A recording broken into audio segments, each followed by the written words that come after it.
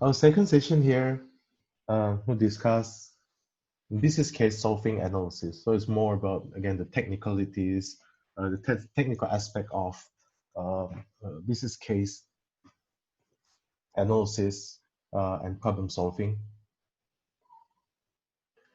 So again, here we will start from problem definition. I think there was a question earlier in the first session about the root cause of something, right? In other words, we have to define the problem correctly, right? Because that will determine all the subsequent steps, like problem structuring and then prioritization, right? Prioritizing key issues and then hypothesis analysis and then synthesis. So synthesizes findings and recommendations. So let's start from problem definition. So problem definition is always the most important part of case study analysis, case solving, because if we don't define the problem correctly, then the analysis and recommendations will lead you astray. So you will be led astray by the wrong problem definition. It's like think about the track and field or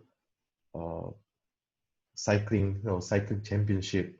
Problem definition is like the head of the peloton. If the head is going to a wrong route, then the whole peloton will go to a wrong route. And similarly here, we need to define the problem, define the problem correctly and accurately so that our analysis and recommendation will follow suit. So question here is, what are we trying to solve? What are the constraints and what are the dependencies? So it's about here, you see here, the questions that you raise and then the assumptions that you have to make later, issues that you identify, areas of exploration, frameworks that you use later, creativity involved, logical solution, and the confidence and poise you present. You see the the stages or the line of events or the processes that you go through in the case study, right? Case analysis. Everything starts from here, right? All the process starts with question, right? So the problem, like problem definition. If you define the problem accurately, then you can proceed with all kind of things, assumptions, issues, and the areas of exploration, and then the frameworks. Today we are not going to talk about frameworks. Several months ago when we met during the competition, we talked a bit about frameworks. But you see here, frameworks are frameworks, right? They are used as like tools, like weapons, right? Your weapons to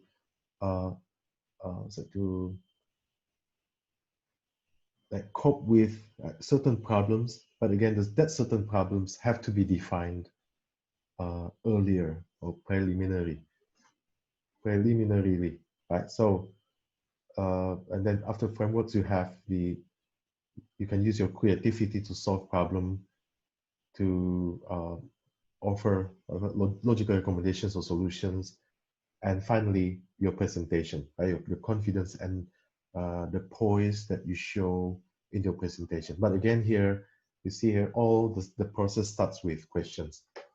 So you see here, basic questions to be answered. Here, more specific the better. The more specific the better. So we try to avoid catching not the root cause of the situation or root cause of the problem, but only symptoms or facts.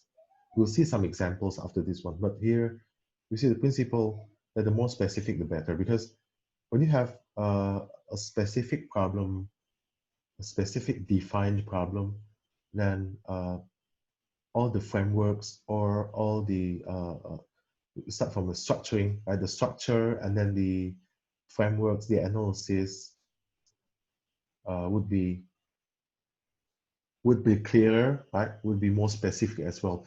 If you don't have a specific problem, then you could imagine, right, all kinds of uh, analysis and also fields would be involved, and that would be uh, not only will it be confusing, but uh, it might lead to, you know, another direction that we don't want, because we, again, the defined problem is too general and too wide. So you don't have the specific target to to handle or to cope with. So situation and complication,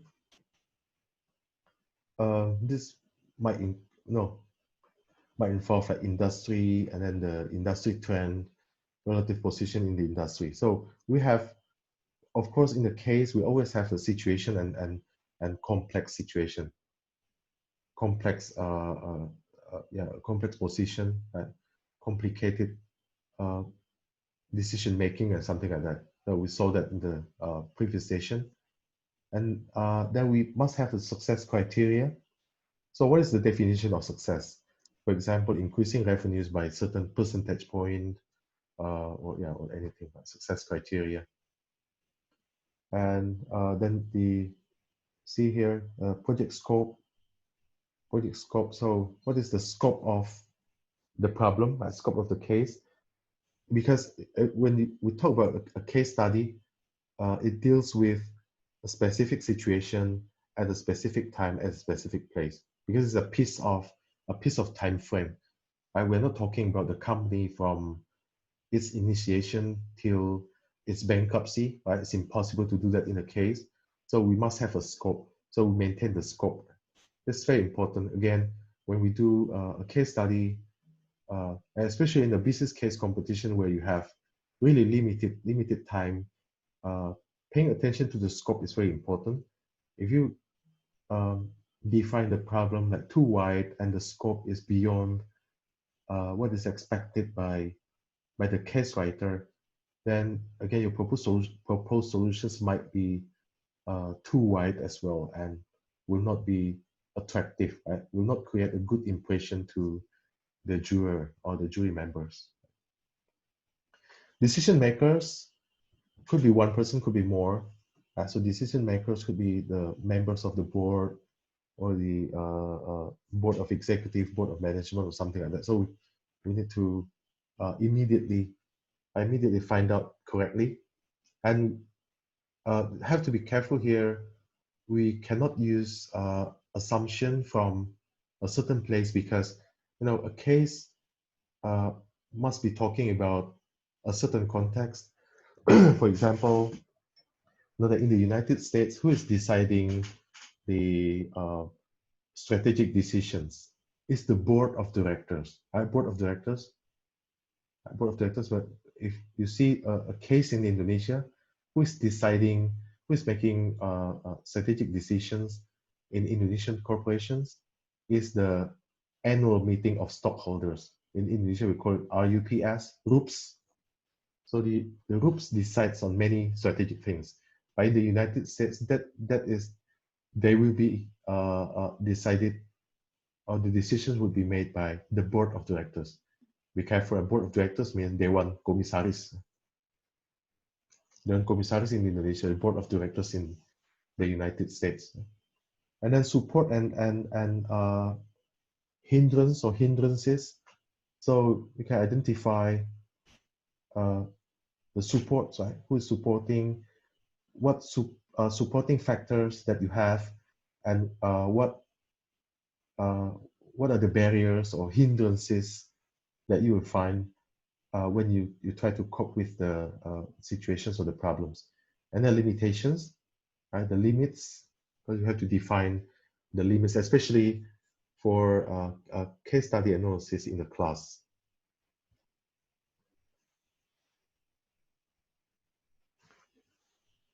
See an example here. Basic questions. What are we trying to achieve? So the principle here is SMART. Yeah, we lack T here. SMART. So specific, measurable, action-oriented, relevant, and time-bound. Smart, right? So uh, the context here, uh, some questions can help you, like what is the current situation? What has happened so far? What's the problem being addressed? What is success? What is a good final product? How does it look like? Right? What are we trying to deliver?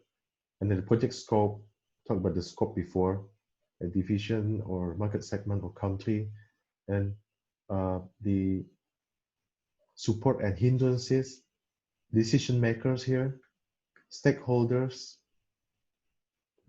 and again number 4 is the support and barriers or hindrances. And so those questions can help um, define an accurate problem, right, from the case. So we'll see an example here with a problem statement. Again, the characteristics of problem statement: SMART, right? Specific, measurable, action-oriented, relevant, and time-bound. So we have very interesting statements here, and 3 of them are actually not a good problem statement or problem definition. So we start from this one, right? The oil core refinery is suffering from poor profitability despite a strong market niche position. So here we are stating a fact. Right? So it's not a wrong statement, right? This is a statement, but it's a fact. It's not the problem, right? This is how you define problem. We are stating that the company is not doing well, although it has a niche position, like a good niche position, but it's not doing well, not profitable. So it's like statement of fact, right? So it's not it's not it's not an accurate problem statement. So if you have this kind of statement, your analysis will not be appropriate either, or not deep enough, because you don't define the problem or the root cause, right? This is not a root cause. This is simply a fact, not a root cause. Or this one here. Second one is even worse, because you're stating something that that is so common, right? It's like uh, conventional wisdom or common statement that even cats on the streets know. Should the oil refiner improve its deteriorating position? If you ask anyone, does a company need to improve its position? Then the answer is loud yes. So it's definitely, this is definitely not a proper problem definition, and absolutely not the root cause of the problem. Right? So should the company, the refiner, improve its deteriorating position? So everybody knows that the answer is yes. It's loud yes. Or another possibility is too general a statement, right? So this is too general a statement. You see here, can the oil refinery be managed differently to increase profitability? And the answer is of course loud yes, right? This is just like again conventional. This Yeah, the second one is like rhetorical, and the third one is like conventional wisdom. If you see a company with lower profitability and you are asking, right, does the company need to be managed differently? Of course, the answer is yes. So three of the statements here are either a fact or a symptom, right? Either facts or symptoms. So they're not good or accurate problem definition. So they give an example here that probably shows a more accurate problem definition here. So what opportunities exist for oil co to improve profitability by $40 million per year through overhead rationalization, operational improvements, or restructuring non-core assets? I see this is a problem here, right? The profitability has suffered, and we are asking whether the problem or the root cause of the problem comes from what? Overhead rationalization. So the overhead might be too high, overhead costs, or operational efficiency is low, so we need to improve the operations, or we need to, change the composition of assets, restructure. For example, non-core assets should be shared, should be spun off. So we could focus on the profitable and core assets. So again, this is an example to define the problem, right? So at least we detect here there are three possible, three possible sources or root causes of the problem. So in practice, how do we define the problem? I mean, the pragmatically, right, in pragmatic sense, how do we do it? I think the thing to start is the reading part, right? I think that's the most important thing. So when you read the first time, you try to get the overall information about the case, right? The situation, the characters, right? The first time. So there's a likelihood that when you read it the first time, you don't really get the problems, right? The root causes or the problems.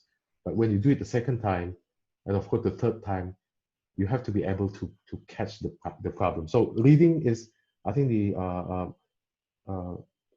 required and also necessary process to go through, and that's why in a business case competition, your reading speed and ability could really affect your chance of winning the competition, especially in a very short, you know, uh, short time or a very limited time competition, like what you did, right, during the DBS. So you were given, I think, like 1 hour plus a bit, like only 1.5 hours, and you had to present it in like 15 minutes. So that was a really tough one. And the case that we used, the DBS case, was a world-class case. It's not like a short version of a case. It was a full case, right? So it conveyed a lot of dynamics and information and all kinds of potential alternatives a bit, right? But the decision making was the I think, main theme of the case. So that was really a difficult task that you could find. So within 1.5 hours, and you had to read and then analyze the case within the team, and also prepare the PPT slides and everything within 1.5 hours or less. So it was really difficult one. But again, without proper reading, you will not be able to define the problems, right? Because when you read it the second time, the third time, you start seeing the silver lining, right? Silver lining of the story is heading to like a certain direction, or it emphasizes a lot on certain things that you could feel and see after reading the case for like twice or three times. So another example here, what are we trying to achieve? Here's the example: to reduce 30% of plastic waste, overwhelming plastic waste on beaches near Yogyakarta in 6 months. So background and context here, see the situation. When you read, you find out that most of the beaches in Yogyakarta or near suburban Yogyakarta are filled with plastic waste. What has happened? No sustainable program. No sustainable program. And then what is the success criteria? Success criteria, creating programs and solutions for the plastic waste or processing plastic waste, and to increase awareness of tourists and society. This, I think, definition of success according to the case. And the project scope is some regencies, right, in Yogyakarta, like Gunung Kidul, Bantul, or something like that. And these are the stakeholders involved in then the the tourism industry and also the waste management, right? Waste management sector.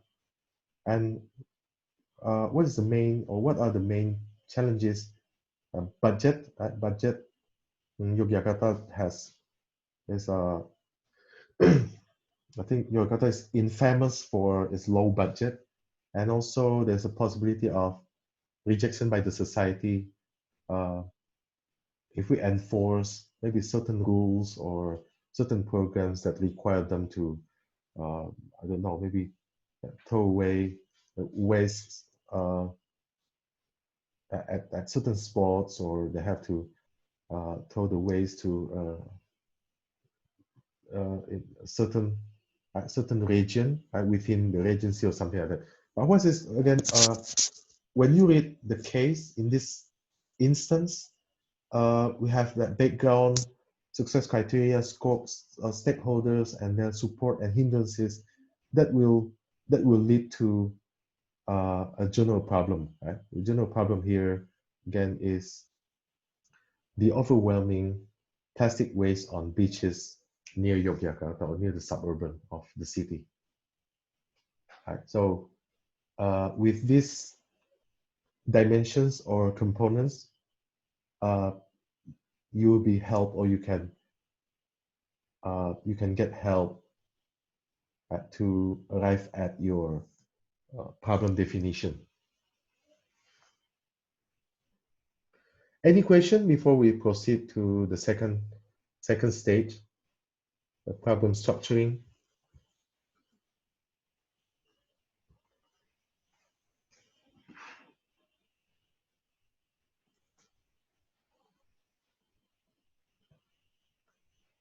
No questions so far?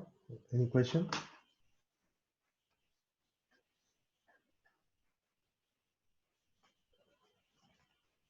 Okay, so we'll proceed. So the second stage is problem structuring. So we try to structure the problem. And here we have a first toolkit that we can harness. That is the issue tree. I would call it issue tree. So issue tree really helps you break down the problem into relevant issues. So the previous stage told us that told us the importance of defining the problem, right? Defining the problem accurately. So here, once you get the problem or you define the problem, then it's very useful to break the problem down into relevant issues, into components and smaller parts. We'll see the benefits of doing this, but with usually the root cause or the problem that you define is still quite general. But of course, we try to avoid like general statement, but still, right, the grand problem that you have defined encompasses, right, encompasses many components or many issues that should be discussed and handled, right? And the second one here, to ensure the integrity of the problem solving. So with the problem, and then here you see in the example here, there are 5 issues. Even each issue has some sub-issues. So it's like the problem has children and then grandchildren, right? So issues and then sub-issues. So with this mapping, we can make sure that the integrity of the problem is well maintained, because all of the sub issues have to constitute or have to conform with the pertaining issue, right? For example, here has to conform to issue number 2, and so forth. And all issues here, all issues have to conform to the grand problem, right? To the grand problem definition. So with the mapping, we can make sure that the issues and sub-issues that we are going to discuss and analyze and solve are integrated, are in perfect harmony and well synchronized with the grand problem. See here, number 3 is very important one. So build common understanding within the team, of course, right, of the problem solving framework. And see the fourth one, to have focus on team effort. So actually, with the issue 3, you could allocate and share the task better as well, right? Because now you have, would you define after the grand problem from the previous stage? Grand problem has several issues. So with these issues, you can allocate the work, right? You can share the work with team members. And you see here, issues 1, 2, 3, 4, 5, and the sub issues. You can, I think, connect some issues better. For example, you find out that issue 1 and issue 2 are they're not the same. Of course, they're not overlapping, but they're closer than other issues. So maybe you can assign the same person here to make sure that the discussion continues smoothly, right? Or is the ideas and the case are built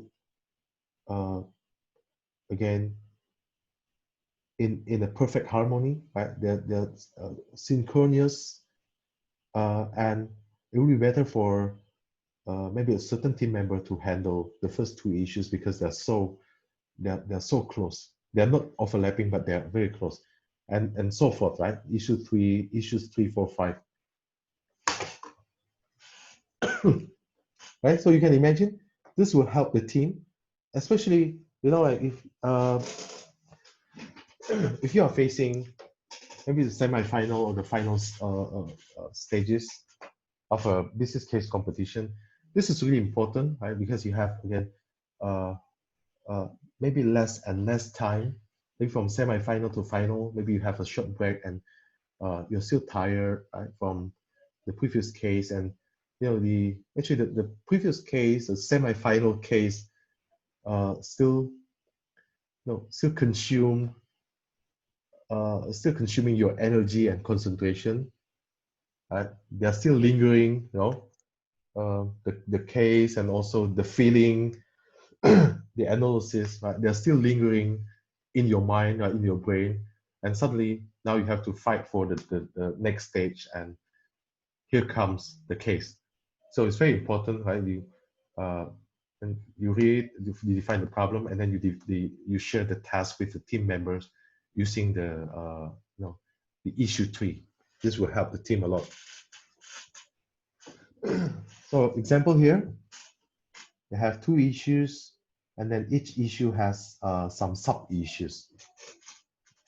So I think this is a difference again between the case study setting in the class and the business case competition.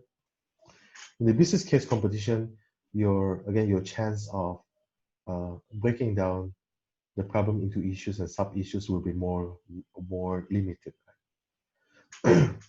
So I think some sub issues would be good enough, right, for a business case competition.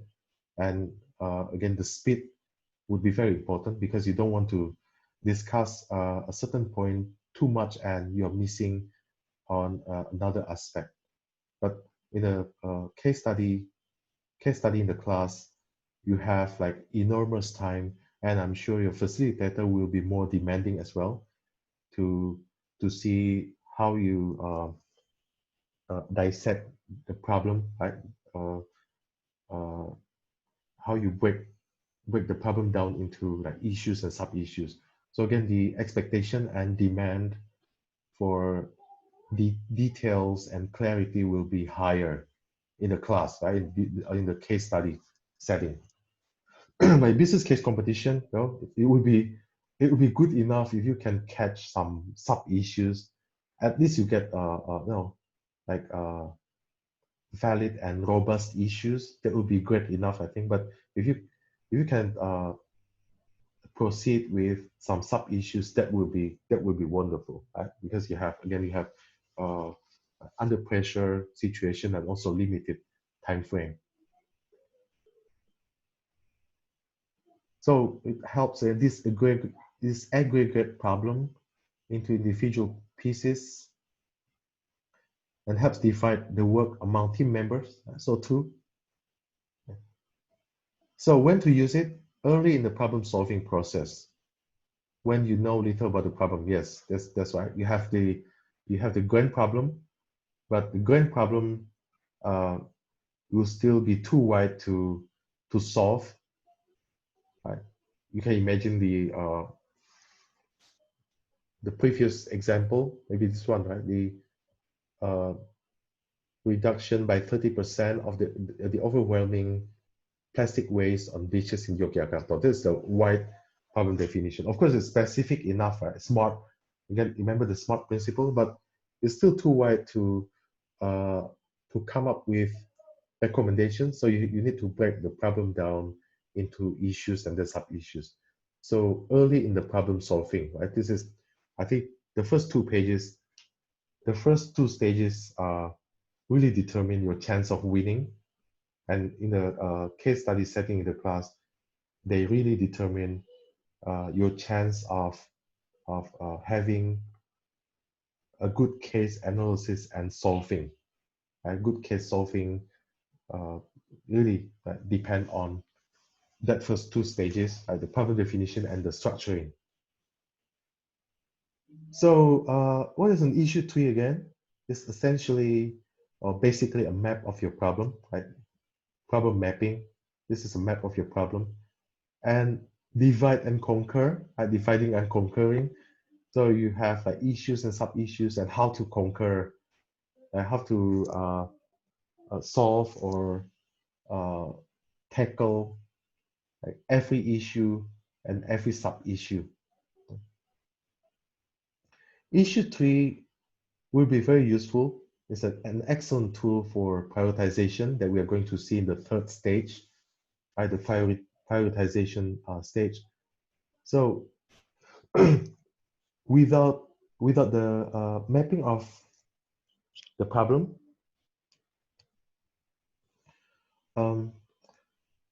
yeah, we don't have the breakdown, we don't have the sub-issues, and that being the case, it will be very difficult to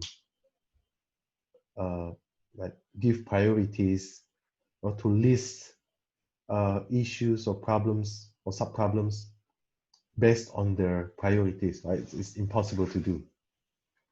And with the problem trees, with problem trees, can we make also the solution trees? Right? It's like a pair. We have problem trees. We could quickly map the possible solutions tree as well.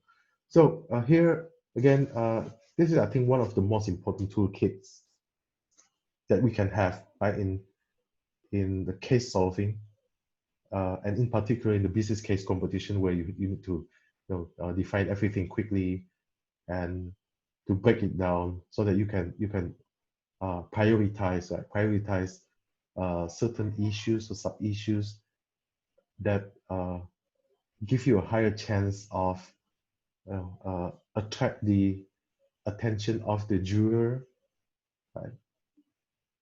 And yeah, you can give like more attractive solutions or recommendations.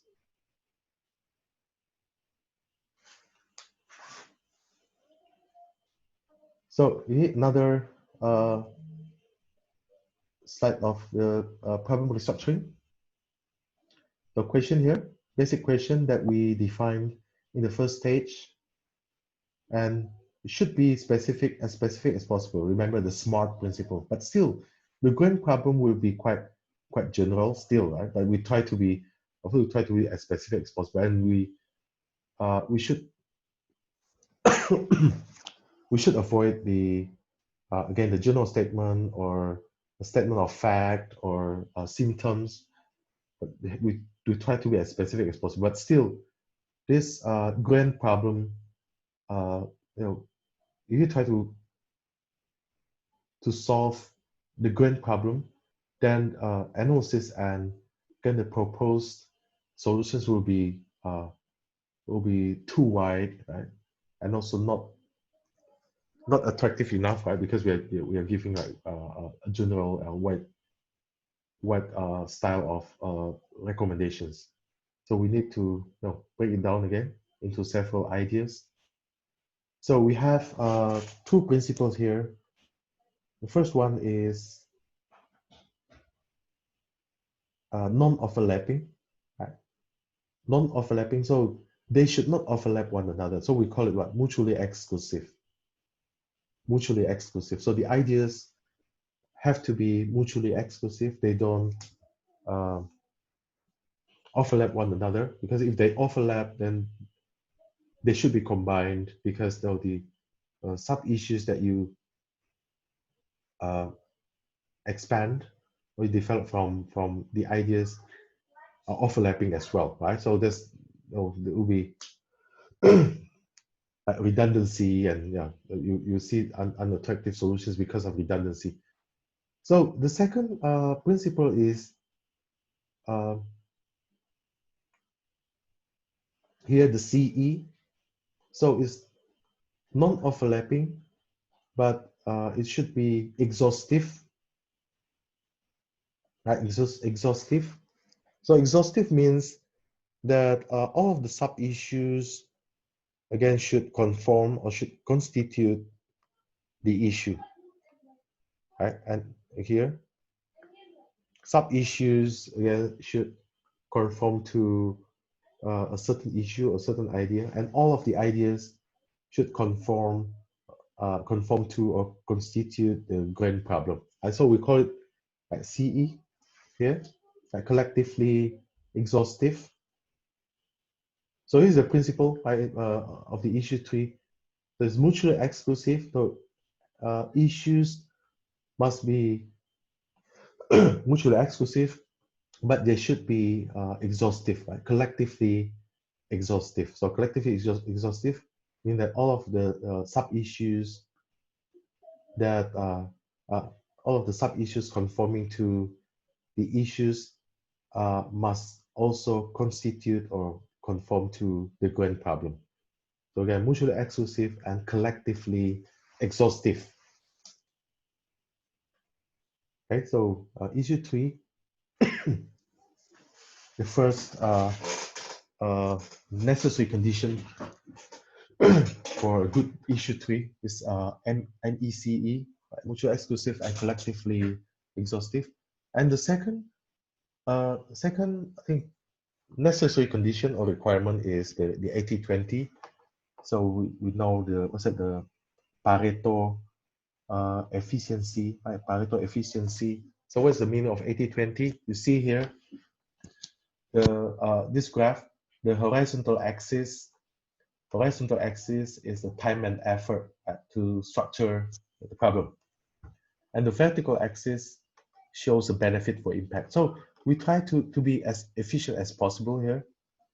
If possible, we spend only 20% of the maximum effort, 20% of it, right? But we expect with the 20%, even with the 20% effort, we could enjoy like 80% benefits, right? 80% impacts, right? Especially again in a business case competition setting, I think you can feel it, right? When for you who have participated before in any kind of business case competition, you can feel it this way: how you efficiently use your energy and time, right? You don't have much time, and of course you don't have 100% optimum time required to solve a case. This is different from the class setting where you have like several days. Even several days might not be enough, but at least you have several days or even a week to prepare for the particular case. When a business case competition, they will hand in the case to you maybe on the spot, right? And then the time will start, right? Right, the time will start, and you only have maybe 2 to 3 hours to prepare for the case. So this principle is very important, how you use maybe like 20% or 30% of the optimum time required actually, but you expect or you want to achieve at least 80% benefits or optimum 80% of the optimum level of analysis that you could do. So you see this part is not efficient because you're using more and more time and effort, whereas your improvement in benefits for impact is smaller. I see you increase your effort more, but the increase in the elasticity of the benefit with respect to effort is not that high anymore. It's getting smaller, so it's not efficient. Any question up to this point before we see a new example here about the problem structuring?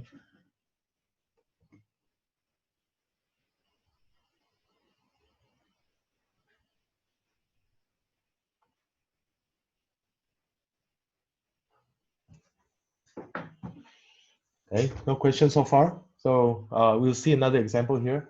So Elon's, it's just a name, right? Not Elon Musk, the rocket man. Yeah, rocket man. But according to Donald Trump, the rocket man is Kim Jong-un. So not Elon Musk. Although Elon Musk will send some rockets to the space. Right? So here, how to solve the traffic congestion problem in Los Angeles. So it's a grand problem here, according to the story, right? The traffic congestion, right? Bad traffic is in Los Angeles, and this is a problem that we have to solve. But you see here, the grand problem, I know it's specific, it's specific enough, but when you try to solve the grand problem without breaking down the problem into issues, then your solutions will be quite general, quite common sense, that are not attractive enough, right? Not attractive solutions or recommendations to the jury members or to the facilitator or the class members. So now we try to break the problem into break it down into 2 issues at least here. So issue number 1, idea number 1, reducing demand for cars. This is an idea, right? So we have not talked about like the pragmatic side, right? The possibility of success, right? The likelihood or something like that. But we still, no, we just jot them down. So the first idea here is reducing demand for cars. And then the second idea or issue here is increasing road capacity for cars. Okay, so there are 2 issues here, 2 ideas, right? So again, we have not touched the likelihood or anything, but we simply wrote them down. It's very useful here. So for the second issue, we can further break it down into 3 sub-issues. So there are 3 sub-ideas here, 3 possible ideas pertaining to issue number 2. The first one is ground capacity, so building more roads, right? And then flying cars, right? This is more visionary, more dreamy, right? So we write them down, any possible sub-ideas or issues connected to the second issue. And the third one is creating tunnels. So again, this is a simple example. We don't go farther than this. I think this situation appears in the business case competition. Actually, you could go on, right? You could even every sub issue could have like further sub ideas or sub issues and so on. But again, in the business case competition, you will not have enough time to handle everything. So you have to give priorities to more important or more necessary issues. So this again, this is the big help or the most benefit that we can get from an issue tree. Let's see one by one now. The first issue here, reducing demand for cars. I would say that this is the chance of success for the first issue is almost zero. So reducing demand for cars, for example, you increase the tax, right? What's it? The sales tax of a car. You increase the price of license and everything. And I could guarantee this cannot succeed in the United States. In fact, you get like complaints and maybe class action. You know, United States, right? America is a very individualistic country, and no human rights and private citizens' rights are highly upheld. It's really upheld there. So this kind of thing, like trying to hinder citizens to have cars by increasing the prices or the taxes or something like that, will definitely be complained or sued by the citizens. It's not Singapore, right? Singapore, you can enforce any law. For example, you limit or you categorize the driving license, right, into several classifications. Some of the licenses enable you to drive only at night or in the midday or on certain routes and something like that. So you can do that in Singapore because of, again, the culture and the history. People respect the founders a lot, right, from the independence till now. But in the United States, this can never happen, right? But we still have to consider this one, right? So we write everything down and then we decide. So this one is I think uh, the chance of success is so slim. It's hardly possible to see this happen, right, in the United States. So second issue, increasing road capacity for cars. So road capacity. So first sub issue is building more roads. This is very possible, but see here, based on the analysis, we see that we may not be able to catch up with the number of cars. So again, this is possible. This makes sense a lot, but this strategy might not be able to catch up with the availability or the number of cars. So if you cannot catch up, then no, it will not be sufficient, right? It will never be sufficient from time to time. So this is situation similar to what a Jakarta situation, right? You build more roads, but people have additional people come to Jakarta and have cars or bikes and everything, right? So the strategy again is possible, but may not be able to. The positive and negative considerations. Second one here, flying cars. What do you think? Flying cars. Nice idea, right? It sounds like a movie, right? The futuristic movie.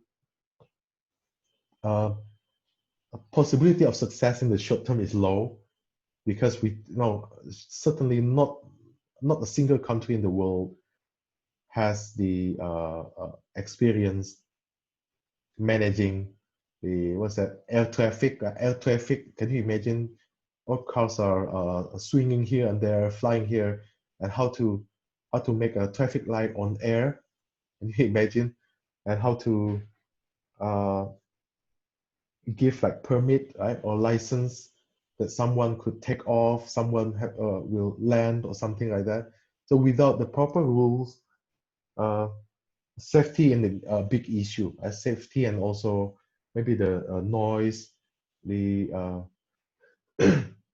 discomfort and inconvenience will be very high. So again, this is possible, but maybe not in the short run, and it will be very expensive to suddenly encourage people to shift from traditional cars to flying cars.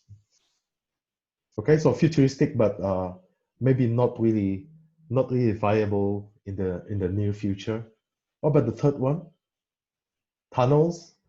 So tunnels again, this is possible, more expensive, but maybe this could help uh, ease off the situation faster. Right? So, but of course it's expensive, more expensive, but I think can cope with the situation faster, right, or more effectively. So let's see. So we are going to the prioritizing key issues. Any question up to this point before we go into the third stage?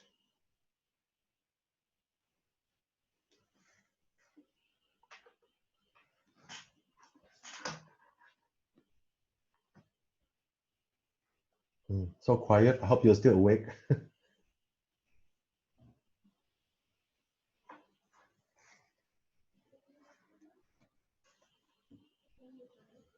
Okay, so the third stage now, prioritizing key issues or prioritization. So we need to make priorities. So this again the big help by the issue tree, right, with the MECE principle and also the 80-20 rule. Once you have uh, an issue tree such as this one, then you can now give priorities.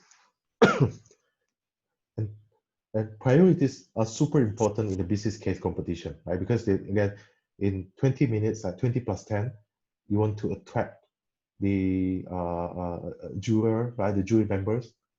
Uh, you want to have like a super bullet or a special weapon that can carry you to championship, right? To carry you to winning the championship. So without the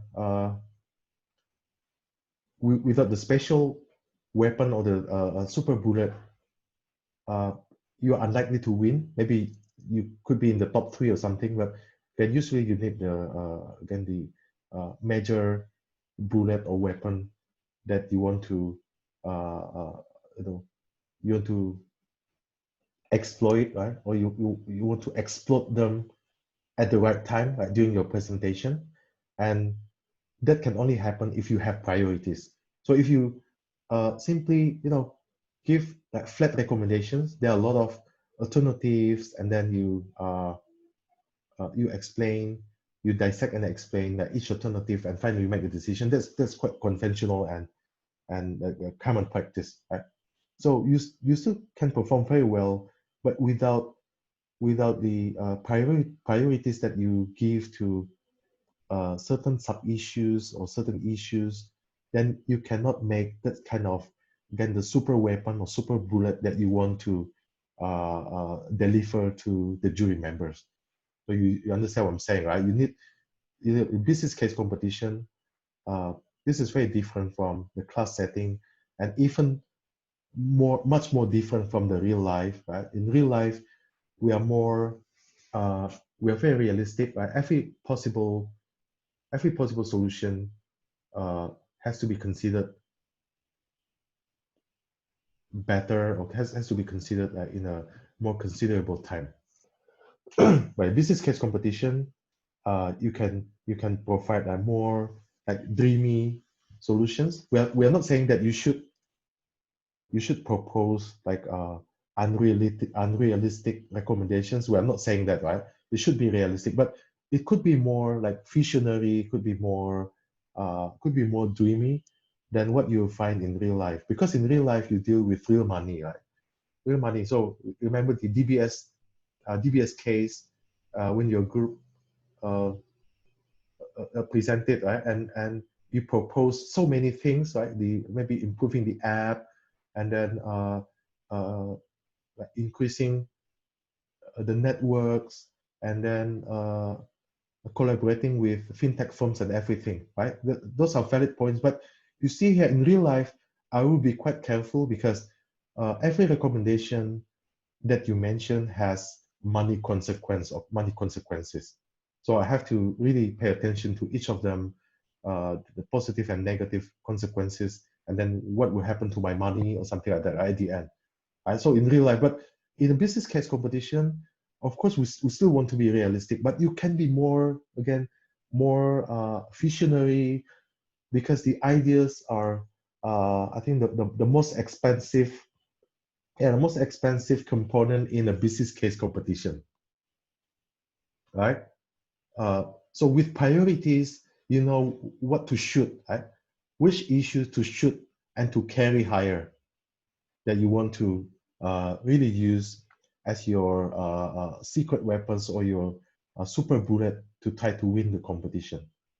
Okay, so you see the levels of different levels of pragmatic solutions, right?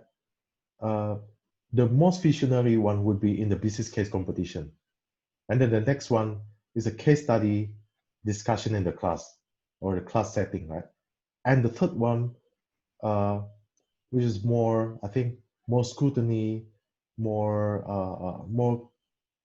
questions, right? Will be the real life. So in real life, of course, your superordinates, your bosses or your business partners will not trust your every statement, right? They want to examine every statement and every calculation that you have conducted. Okay, so priorities here. Reasons for prioritization or prioritizing: make an efficient use of limited resources. So this is just two, right? Again, especially in the business case competition, have to be smart enough to make priorities and set focus area of rationalizing and avoid unnecessary work. Yeah, this is so true, right? Unnecessary work in a case study or case solving. In the business case competition, the unnecessary work will take your time and you lose your time to focus on something that could carry you to championship, right? The more interesting and more salient issues, right? So in the previous example, according to the source here, according to the analysis, yeah, as expected, right, we saw before, right, the tunnel actually has, I think, a higher chance of success here. It's more expensive, but this will give you like a quick win, right? quick solution. Well, of course, you have to pay more. That's, I think, the drawback, right? The drawback of this alternative. Building more roads with 20%, according to the source, and creating flying cars with 30%. I slightly disagree with this one. You see, that's the beauty of a case study and case solving, right? You can disagree, and you see, it's a matter of like arguments and rationals that you want to offer. For example, in this case, I don't really agree. I think building more roads has a higher chance of success than creating flying cars. But according to the case writer or I don't know, the case analyzer here, creating flying cars has a slightly a slight edge over building more roads, right? Something that I may disagree. So you can see here, if you offer this like proposed situations, right, preliminary findings, people may disagree with you. People have other arguments, and you can rebut, right? You can change your mind, but you can rebut also. But in the business case competition, you will never succumb to the juror comments. Okay, never. So whatever you have written on the slides or something, you have to defend them. Maybe in the middle of the presentation or Q&A, you realize that you made some maybe fundamental flaws, right? Fundamental flaws into your analysis. But in a business case competition, you have to adamantly defend your ideas and solutions, and you have to rebut everything, but you can do it elegantly, of course, right? You don't get angry, you don't scold at the juror or everything, or maybe some participants are asking questions or something, right? But you can do it elegantly. But I think in real life and in a class setting, you have the chance to really rethink and reconsider your position, right? But in business case competition, never. Just defend whatever you have written. So prioritizing key ideas. See here, this is a bit quick, informal approach to get started. So just jot down everything that you feel related, right? The problem, and then the ideas, the sub ideas. Write everything down first, and you can erase unnecessary things later, right? So step by step. So you can delete one by one.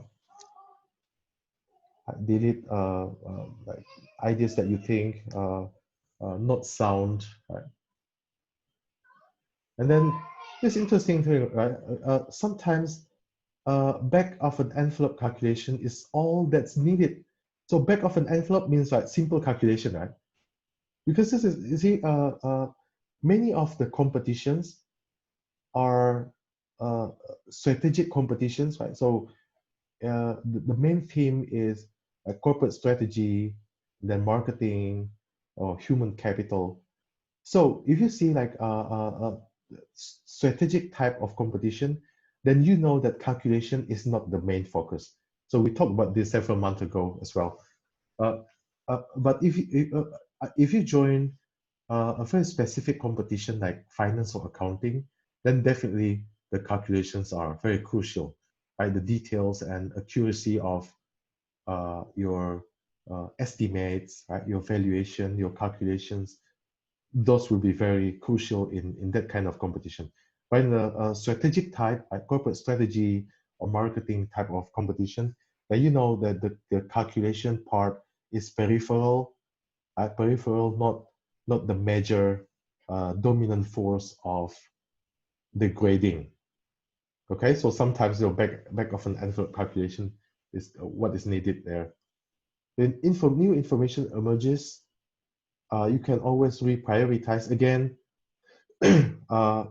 If this is not the final recommendations or PPTs, you still can change everything. You change your priorities. You can even change your problem. You can change your problem. So I heard from the HSBC team, like the Pak Ari, that last year competition, the top two teams were Prasetya Mulia and UGM team, and the UGM team lost because of a wrong problem definition. But in fact, based on the information I got from Pak Ari, the UGM team made very nice presentation and also analysis. But when wrong problem definition means that you are heading toward maybe a wrong direction or not an accurate line of story that the organizer or the juror wants, right? So it's very important.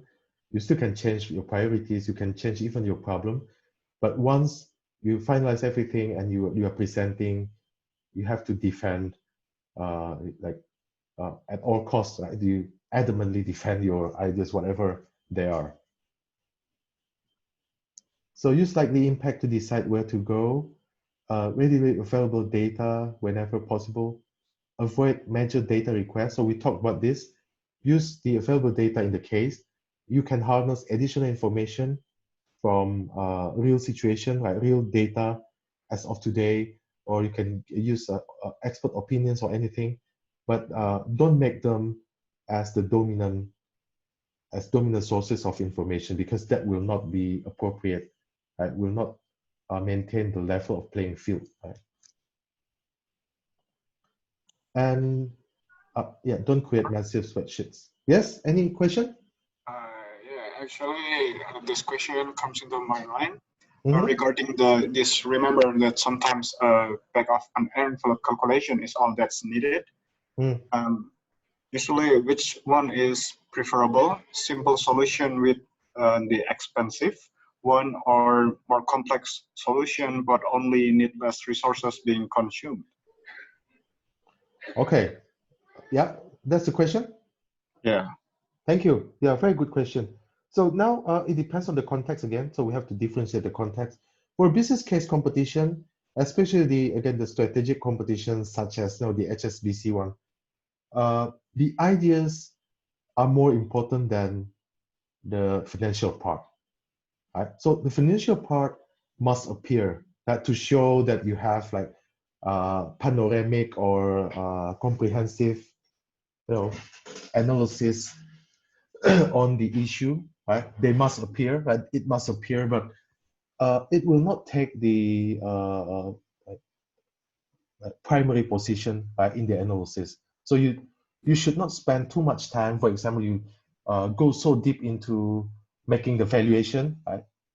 Making the valuation from determining the free cash flow to the firm, free cash flow to equity holders, and then determining the cost of capital. Then you'll never win because that's not the theme of the competition, right? You understand what I'm saying?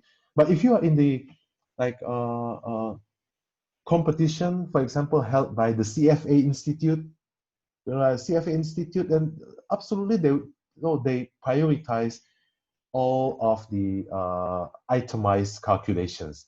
So every item will be uh, will be treasured or will be highly graded, right? So it depends on the type of competition as well. But in the business case competition, especially the strategic type, uh, again, the financial part is peripheral. In nature, is peripheral.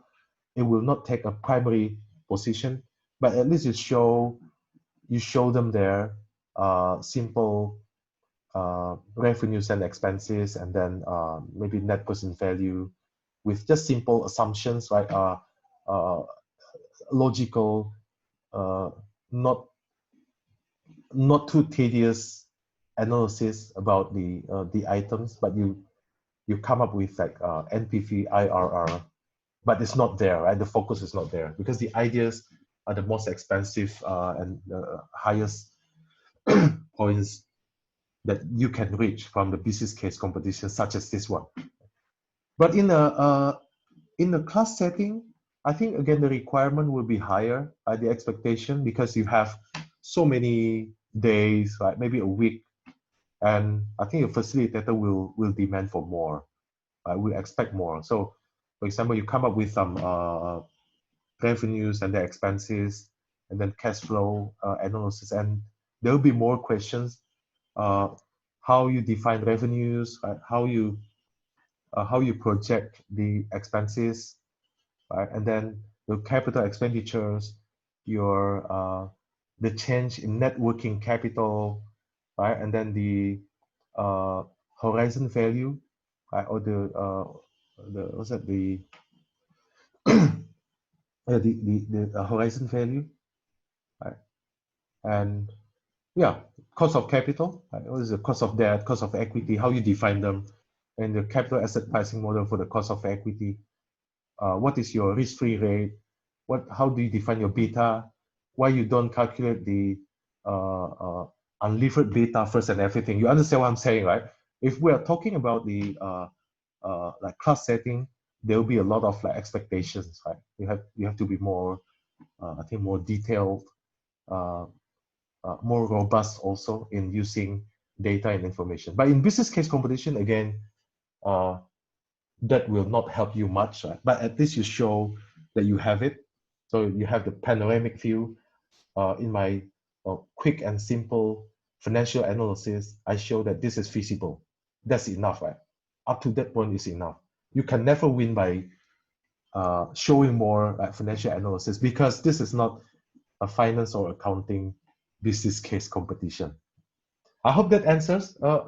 Any further questions about that? Yeah, I see. Thank you. Mhm. Yeah, so massive spreadsheets. this will be required again in another context, or in finance and accounting, or in the class setting. But in the business case competition, definitely this is useless. This is definitely useless. In the business case competition, of course, right? We're talking about the competition, but in the class setting, definitely you use them. And yeah, so for example, last month I just taught in Germany, but from home. I couldn't go there this year. I was teaching a risk management course, and all the case studies that I used were, of course, accounting and finance case studies, and I expected them to show a lot of details, right? And even, and I think that's the other way around, right? In that kind of case, usually the idea and the problem, the idea of the problem was or is clear enough, but the calculations are needed, right? The detailed calculations are more required in that case. So it depends on the context. But in your context, in the HSBC business case competition, I think the ideas and analysis, and of course your recommendations will be the uh, the points, right? The big points that you have to earn, right? Big grades that you have to earn to win the competition. So here you see the priorities. You can start also number one, maybe is the least, right? The least likely to succeed. And then according to the analyzer here, the next one is number two. And then the next one is number three. And the most viable or most likely to succeed is this one, right? We agree. I think I agree with this one. But between this one, I disagree. So yeah, you could disagree with the analysis by someone else. You see here, but the point here is not whether or not you agree with the priorities, right? But it shows you that by using the issue tree and then the structuring, right, the issues and sub-issues, you can quickly see the priorities. You can quickly make your priorities. So if you are fighting the business case competition, you're competing here, and immediately you know that number four, maybe these two are the most important steps or approaches that you have to take, and you will, of course, you heavily focus on these two. Of course, you could allude to the other, I mean, those other issues could be alluded to in your analysis, but you should not focus too much, because you cannot sell everything, right? Cannot sell every idea or every accommodation, but you want to target to make sure that these issues will really attract the juror, really impress them, and will lead to them giving you high grades because of your specific, this is your super bullet strategy.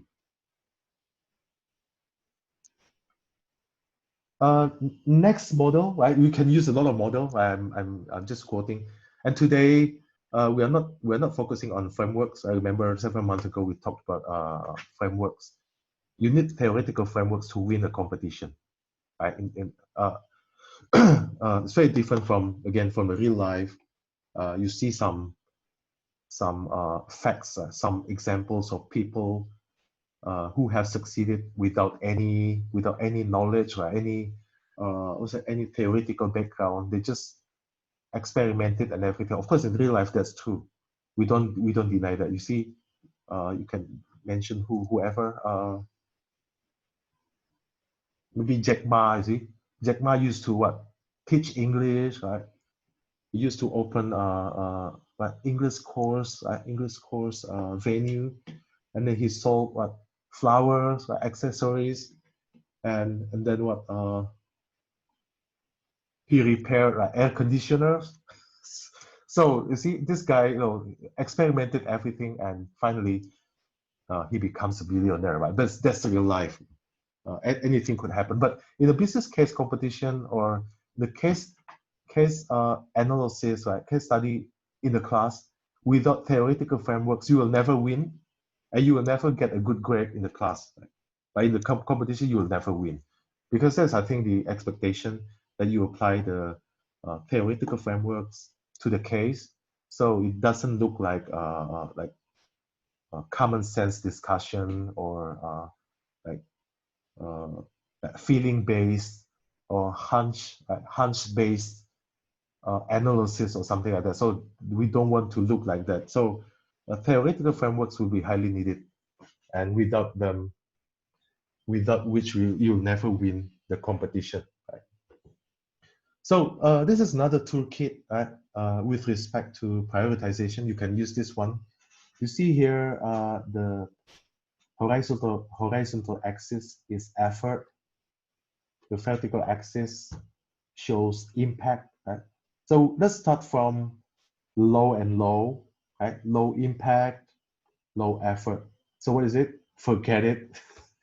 So actually, if you think about it carefully, low and low is not that bad, right? Because of course it has a low impact, but your effort is also low. So it doesn't really matter. It's like, what in your real life? What are you doing here? Maybe yeah, playing games, maybe playing games or low effort, low impact, right? So still enjoyable. But what is a worst position? Worst position is this one, right? Think about it. So high effort and low impact. Okay, so this is even worse, right? So we call it what? Thankless task. Thankless, right? You understand the word thankless. So it's no reward. Thankless means no reward, right? Activity without reward. So thankless task, this is even worse. You have to really forget this one, right? Super forget this one, because it's not really, it's not beneficial at all to you. So it's like maybe you attend or you do some activities that require high effort, but the impact or the benefit is low. Maybe you can imagine going to a user's class, right? But it has a lot of like homework and assignments. So it would be like thankless task, right? What about high and high? I will go this way, the anti-clockwise, reverse clockwise. So this one, high and high. So this is like common in the world, right? High effort, high impact.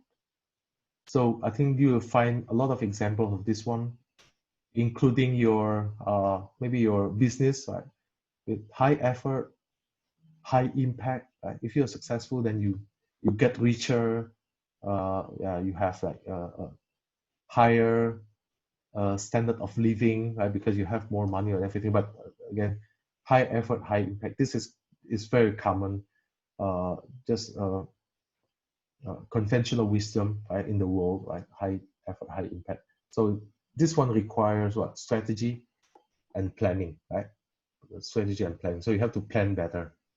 So you can imagine that in very competitive countries like the United States or Germany, you need a better planning, because again, the level of competition is so high, and that strategy of planning will really lead you in the right strategy, and also the most efficient path, right, that you can go through, or you can walk through as a business person. And what about the most favorite one? The most favorite one is this one, right? Why is that? It's low effort but high benefit. Wow, this is, I think, really good one, right? Really good one, like low effort but high impact. It's like winning a lottery, right? Suddenly you win a lottery with low effort but high impact. So we call it what? Quick win. This is a position dreamt of by all entrepreneurs in the world. So let's see. Let's put our previous case here. So according to the case analyzer, number one is included here. Forget it. What do you think? Number one is this one. Reducing demand for cars. Yeah, maybe I slightly disagree. It would be here, I think, because in the United States, this is a context of Los Angeles, right? You try to reduce the demand for cars by increasing maybe the tax or the license price or something, then this is not a low effort there. Definitely no low effort. Maybe this would be a low effort in Indonesia, where the government is so powerful, or Singapore, the strong government. But in the US, you'll be in a big trouble. You get a lot of complaint, maybe class action. Maybe they'll go to the Supreme Court, right, to to decide this and everything. So yeah, might be here. You could disagree with this. It doesn't really matter, but it shows that how to use the matrix impact effort here, the toolkit here, to help you prioritize things. Number two, building more roads. They put it here. The analyzer put it here. Yeah, could be two, right? It's not too high, not too low. But number three, flying cars. Yeah, flying cars is definitely the competitive strategy, right? High effort to put your regulations in place. Impacts would be very high, because once you succeed in regulating the flying cars, and you could sell the flying cars, then I think the congestion will decline significantly. Right? We'll be very happy, because now the roads will be quite empty, but now the air is full of cars. Number four, so the analyzer determines the third sub-issue, third sub-idea of the second idea as quick win. What do you think? Right? Tunnel, right? Creating tunnels. Do you think it's low effort? Yeah, I don't know. Might not be that easy. Maybe, yeah, closer to here also. Of course, the chance of success will be higher. I agree with that, but it's not so low, right? You see the effort here. Do you think that creating tunnels has low effort? I don't think so. In Los Angeles, you can imagine. Even in Yogyakarta, you remember that we had one. Was it the under road, right, on Ring Road, and that took 1 year. And Yogyakarta is not that crowded. You can imagine, as this is Los Angeles, right? To create tunnels like that, right? Many tunnels in Los Angeles. There will be a lot of worsening traffic for a while, right? And it will take time because of the crowded situation. So maybe not that easy, but we agree that the impact is high. Okay, so again, the toolkit helps you prioritize, right? We can disagree with any ideas here, but the point here is the use of the toolkit and the matrix impact effort in doing or making priorities. So we have seen the three important stages here. The first three stages, which are super important, right? Super crucial, especially to your endeavor to win a competition. And the next two is about analysis, right? Issue analysis. So now, remember, you have shared the task, right? So members of your team are working on maybe issue number one with its sub issues. Member number two is issue number three with its sub issues and everything. So when you come to this stage, you have to like collect all the the issues and analysis, right? You analyze them together now to get like to do the coherent analysis, synchronous analysis, and of course harmonious analysis, right? Offer the issues and each issue and sub-issue analysis that has been done by each team member. So it's time to come together to do it collectively, to make sure that, again, they're in a perfect harmony, they're synchronous, and they're coherent, right? To make a strong, to create a strong point to sell, right, in the competition or in the case solving. So next stage now, after you make the coherent analysis together as a team, a comprehensive but coherent analysis. The next one is the synthesis. Right? You see how important synthesis is here, because in the synthesis stage, you try to sell some points. Right? The points you try to sell to the juror or to your facilitator. But I have to be careful here. You don't want to create a flat or a plain summary because it's not interesting at all. In example here, in this example here, we only have one synthesized points or one synthesized findings. But of course, in the competition or in reality, you can have more. But you see the facts here. Example, I have misplaced my keys. my passport isn't where I thought it was, and then I'm 2 months behind behind on my tax return. You see, if you say something like this, I have lost my keys and passport, and I'm behind on my tax return, you're simply making a summary of the facts. Not interesting, right? This is not wrong, right? This is a good summary.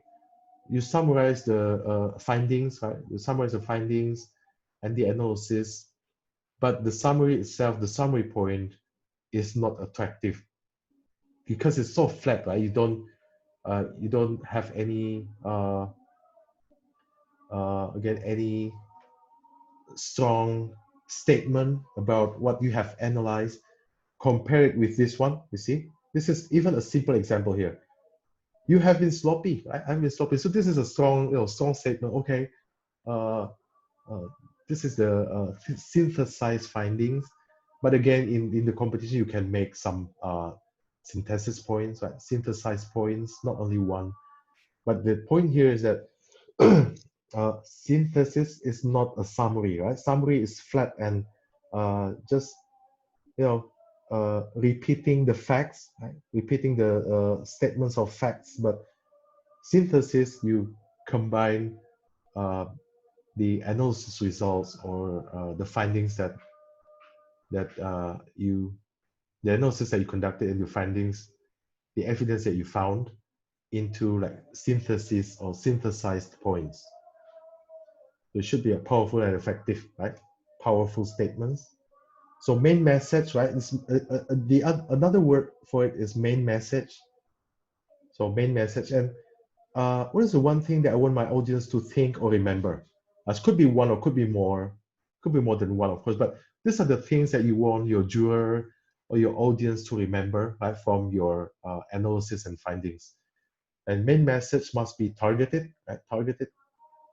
You target your audience, you target your juror, right? You make sure that they are impressed, they buy your ideas or your synthesized findings.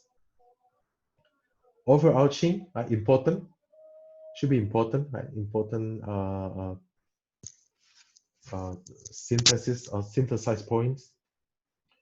Powerful and supportable. So supportable, right? So you don't make like baseless statements. Like you have some facts or some findings, but you synthesize them mistakenly, wrongly, so you don't have evidence. Right? For example, here suddenly your synthesized finding says that like I am, what's that? I'm a good businessman. So this is baseless, right? You see the facts. You see the facts and the synthesis don't connect, right? It's like misleading synthesis or synthesized points, right? So misleading. So this is an extreme example, but you can see what I mean, right? So the facts should support the synthesized findings that you offer. And finally, the last stage, of course, is recommendations. You have analysis, you synthesize your findings, right? The findings from your analysis, and finally you offer recommendations.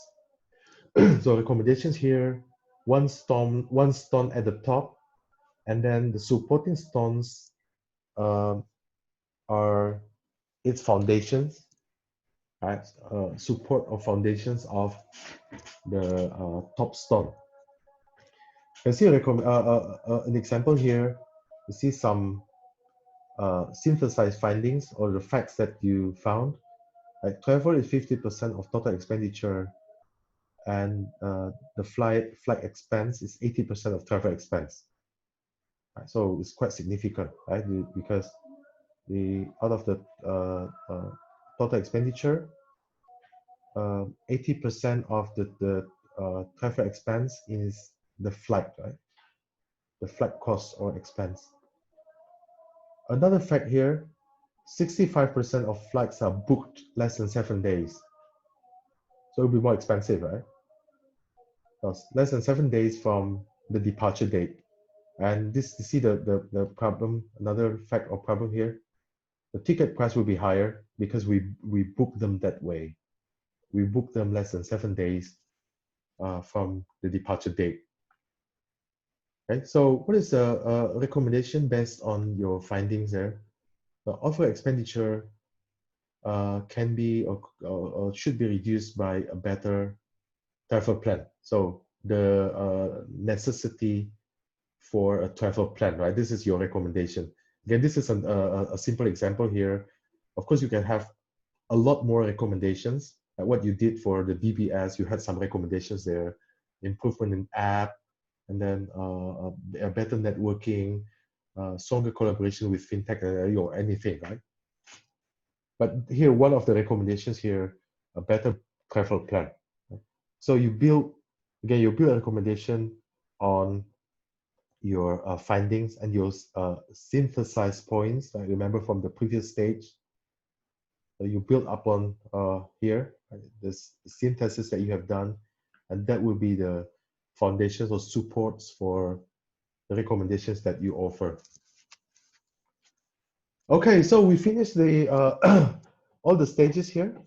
Yeah, I hope this will help you in your competition, maybe next year, or maybe in your for those who just graduated, maybe for your graduate program, right, for your MBA, the pursuit of your MBA program in the near future, maybe. Right? So any questions or comments for the whole thing? So you have two cases that will be sent by Buketi, I think tonight. One about Uber, the other one KMS, Knowledge Management System. So very interesting, and they have two different, really different cases. In the Uber case, I think it's more of a higher class, world-class case than the other one, but still the other one is useful as well, right? To, I think, enrich your experience in discussing and solving a case. So I hope the stages, you can really apply the stages, right, and get help from the toolkits and everything. Again, because we are not doing the competition right tonight or tomorrow, but it's more about the more about training, right? Training and developing you to be better case analyzers. But in the business case competition, the pace will be very fast, right? So you need to work at a higher speed, of course. Again, any question or comment for today? Not only for the second session, maybe for the first as well. If you have questions or comments. Hello, good afternoon, sir. Yes, your name? Jos Melker. Jos, yeah, Jos. I would like to ask you a question regarding about the solution or the ideas. From your perspective, commonly in business case competition, how many solution or ideas do participants offer to the judges that consider as a proper number of solution? Thank you. Very good answer. Very good question. Very good question. So there are several factors that could help me answer your questions. The first one is first, I should declare that there's no limit, right? There's no limit. However, again, remember our discussion at this point. The juror has what we say, that bounded rationality, right? Why do they have bounded rationality? First, they are tired. Unless you're the first team, right, that presents the case, they'll be quite exhausted already, right? Especially if you are the last team or the second last, you can imagine, right? So they are tired. They may not be able to concentrate fully anymore. So the more the more the solutions that you offer, the less likely they could appreciate your recommendations. You understand what I'm saying, right? That's why you need priorities. It's very important. Yeah. Although, but you'll be lucky enough if you are the first or the second team. They're still fresh, right? They're still and they are not affected by your competitors' opinions, right? Because nobody has presented, right, before you do, or maybe you're the second team is still okay because the juror just heard from one team, so they're still fresh. And of course you could offer like more proposed solutions or recommendations. They could catch them more, but still I think priorities are very important because you want to sell some again the super bullet points, super weapons that would again would carry you to championship, right? So that's the first factor, the juror factor. They are tired. They uh, may not be focused entirely after maybe 1 hour or so, especially if the competition has a lot of participants. So if you want to be a strong contender, you must have like the super bullets or super points, not so many, but those points should be like super attractive, should sell very well, should you know go into their mental set, their mindset. They have again because they have the bounded rationality after some time. And I think the second factor would be your competitors, the level of competition. If you compete in a super competitive event like this one, like the HSBC competition, right, national level and then the international level, you know that your competitors will be quite tough. But I have to be honest with you. The past several months ago, when your Atma Jaya team was competing at the regional level with UGM, I had to tell you that you were at the same level, and maybe a bit better, I could say. So this would be a good news for the team and also the university. So you improve a lot, even at the regional level. Yeah, you could compete very well, right? But when you go to you can imagine, right? You go to the national level, you represent the region, then you have to compete with Prasetya Mulia or ITB or what is that from Surabaya? Erlangga Edma? maybe. Erlangga or Ubaya. Yeah. Yeah. So yeah, the level of competition will be tougher, right? And if it happens that you represent Indonesia to the international level, you could imagine the level will be even higher. So if you have like tougher competitors, whatever they offer will really affect the mindset of the juror. You understand what I'm saying, right? If they Yeah.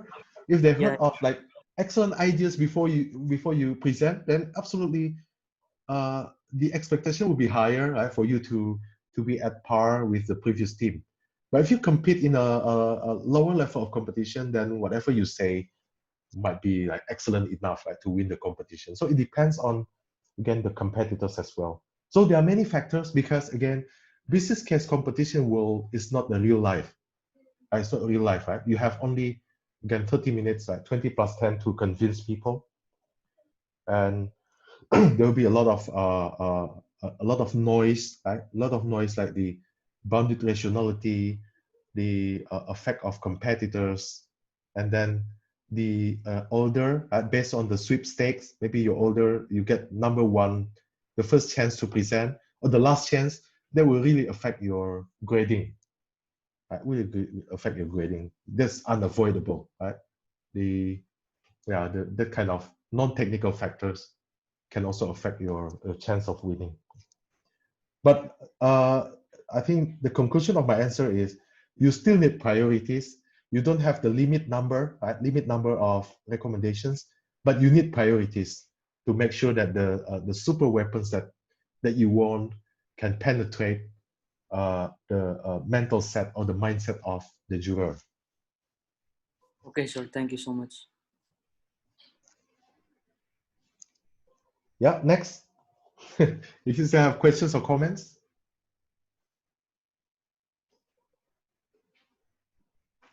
So how many of you plan to join the competition next year? Many or many of you have graduated? Actually, for the next year is already selected team. Mm-hmm. So supposed to be in the next year in 2022. Yeah, because the winning team this year will go to next year's competition as well.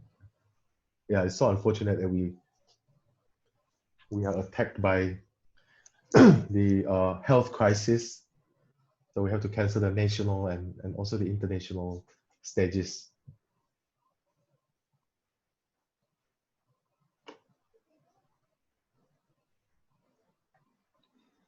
So how do you feel about the level of coaching at your university? Is it at a much better level right now? Maybe in the class, your experience in classes or something?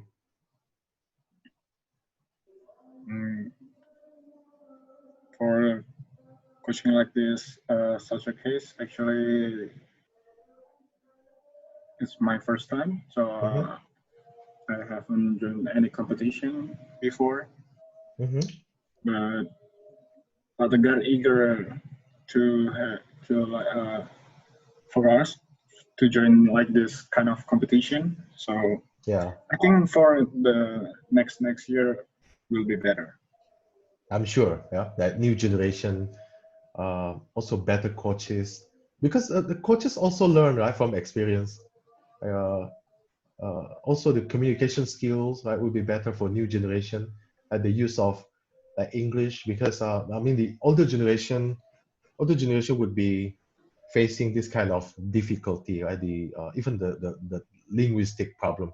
You see some teams from from some universities, maybe they have some good ideas, but they can't express the ideas well. And this again, this is a business case competition. This is not a place to practice, but the place to practice will be in the class or in your extracurricular activities where you practice with your team or something. But in the business case competition, you don't have the chance to practice that. But that's the show time. Right? I think newer generation has a better chance of performing better, of course. Yes, that's right. That's right. So keep practicing, right? Maybe to your junior fellows, right? You can be an informal coach maybe 2 years from now if they compete. Yeah.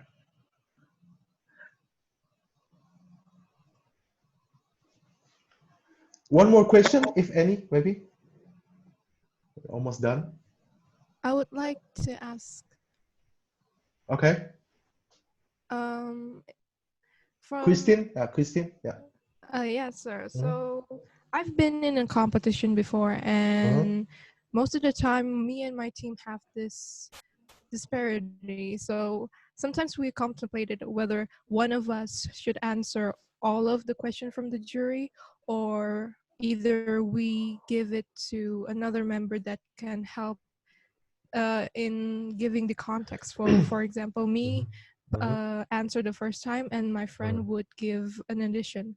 But sometimes they said that it's better for one of the member to give their opinion and the other to let answer the other questions. Should we do that, or should we do as said, only one answer the question. Thank you. Very good question as well. So the honest answer to this one is it depends on the juror. Okay, so this is something that is very uncertain to predict, right? Because some juror don't care, some jury members don't care, some would care about the communication style or something. But I would tell you, I think one general solution, or one general panacea or medicine here is that you try to do it naturally, right? So dividing the task to answer a question looks more professional, looks more natural as well. But you try to do it naturally. Don't show that you force someone. For example, you have 4 people, right? And maybe you answer the first time, and then you answer the second time, and in the third time you try to force someone else to answer. That doesn't look nice, right? Doesn't look natural. So it's better that your team already the team should have discussed it before the presentation time. So I know that one member was working on maybe certain issues or sub issues, right? And the other members were working on something else. And the team knew that, right? The team knew that before you do the presentation. And you should have discussed that within the team, that if there are some questions appearing, anyone who is familiar with the question should come up naturally without being forced. It doesn't really look good, right? If, for example, Christine, you suddenly ask Irene or Joss, Eva here, so it's your turn. That doesn't look right. Doesn't look professional. So you have to do it naturally. So you know that, okay, Christine has answered 2 questions in a row. Now it's Joss' turn. So Joss came out naturally. That's, I think, the best way. But I cannot guarantee that that will really create or give you bonus points or something. I cannot guarantee, because that depends on the jury members. That's why I keep repeating that business case competition is just like Champions League final. It doesn't measure or examine your consistency. It's just a matter of that one-time performance. You never know if you repeat the competition tomorrow with a different set of juror. Maybe can you still win? We don't know, right? Or will you still lose? We don't know. So there's something more uncertain, I think, in the business case competition. So we don't know the right answer, but I think I can give that what's that general general panacea to the situation. Try to do it naturally.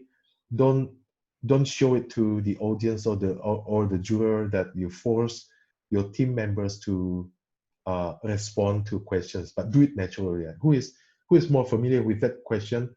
Whose part is it? Come out naturally, right? So have initiative, or you can give a sign. That's okay, but don't show it outrightly to the audience. That's not good, right? Okay, thank you, sir. Yeah, thank you, Christine. That's very crucial question in the competition, right? So try to do it again naturally, elegantly, show the cohesiveness and solidity of the team, right? So suddenly you just come out, right, without any conversation. And also, I don't recommend that when you answer a question, you talk a bit first in front of the audience. That's not good, right? Definitely not good. So you have to do it that whatever it is, right or wrong, you come out, right? You come ahead and start talking, so you don't discuss anymore in front. The discussion should have happened before you did the presentation. So once you finish presenting and there are questions or comments that you have to respond, so you respond it like naturally at the right pace without further discussing it, because it looks like you're not sure about the answer, and you have to discuss it first. Okay, so I think you must have been very tired at 6 p.m. now. I will end the second session here. So thank you for again your participation here. It's so unfortunate that we have to do it online because of the the health concern, right? And it's also unfortunate that some of you were still having the final exams. But yeah, at least we could still discuss with more than 10 people. Right? It's quite fun, right? So I wish you the best, right? Wish you great success for your career or your business if you just graduated, and for the continuing students, good luck for the next business case competition. Hopefully we'll meet again in the next competition. Okay, so I will hand it back to Buketi. Buketi, are you there? Yeah, Yes. thank you. Thank you very much, Pak Edi. Thank you all. I'm not sure if you have another session tonight. I don't think so. Yeah, this is the last session. Yeah, Pak Edi. I think Tomorrow, the I think. next Yeah. one is the case assignments. Yeah. The two The cases. Yeah. Okay. Okay. So thank you very much, guys. And I think I will send you more informations if we have another training tomorrow. I think we have the cases and things like that. Yeah, I Right. will let you know tomorrow morning. So thank you very much for today's session and training. Thank you, Pak Edi. Thank you I'll very see you much. guys. Yeah. I'll see you guys around. Bye. See you. Okay, thank Bye. you. Yeah. Yeah. You. See you.